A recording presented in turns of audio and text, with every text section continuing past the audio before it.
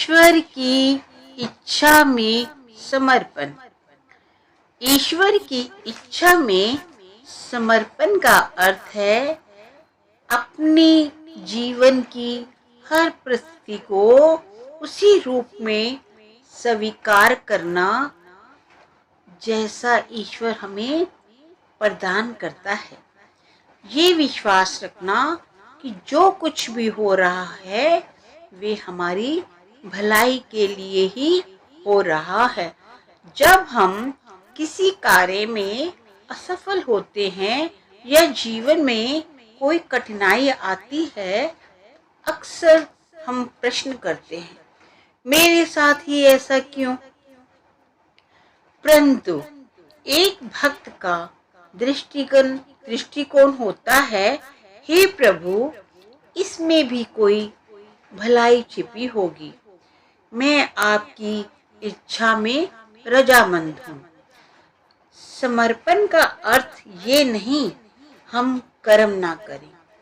कर्म करना हमारा धर्म है, परंतु फल की चिंता ना करना और परिणाम को ईश्वर की इच्छा मानकर स्वीकार करना ही सच्चा समर्पण है।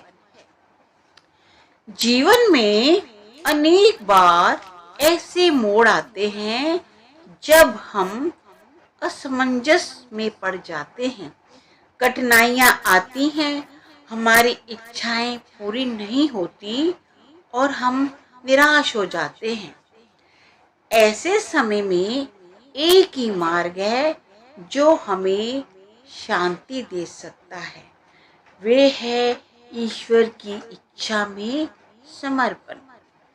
समर्पण का अर्थ है स्वयं को पूरी तरह ईश्वर के हाथों में सौंप देना।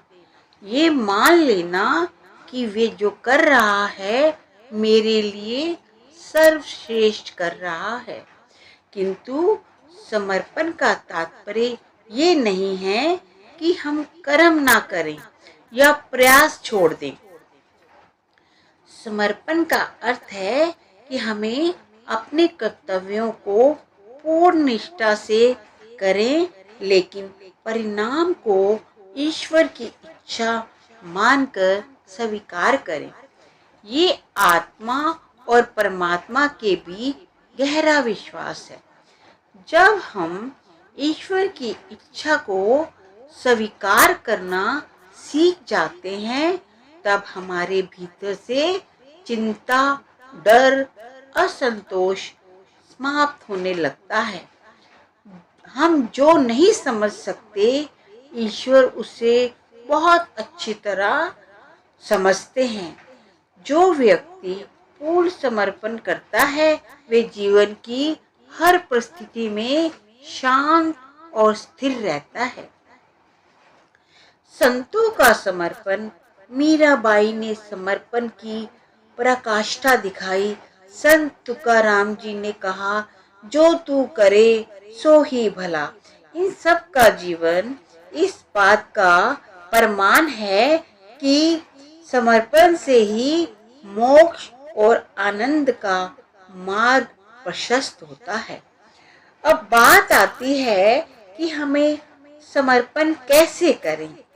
हर परिस्थिति को ईश्वर का आदेश माने, अपने कर्म करते रहें पर फल की चिंता ना करें।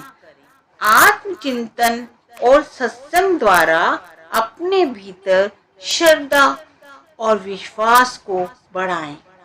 अहंकार को त्यागें और ये समझें कि हम कुछ नहीं हैं, सब कुछ ईश्वर करवा रहा है। इससे हमें सीख मिलती है कि ईश्वर की इच्छा में समर्पण ही सच्ची भक्ति है। जहाँ अहंकार समाप्त होता है, वहीं समर्पण शुरू होता है। श्री कृष्ण अर्जुन से कहा, तू युद्ध कर और मेरा स्मरण कर। इसका अर्थ है कि अपनी जीवन की लड़ाइयाँ लड़ें, पर मन में ये श्रद्धा हो ईश्वर हमारे साथ है। परिणाम चाहे जैसा भी हो उसे हम स्वीकार करें, यही समर्पण है।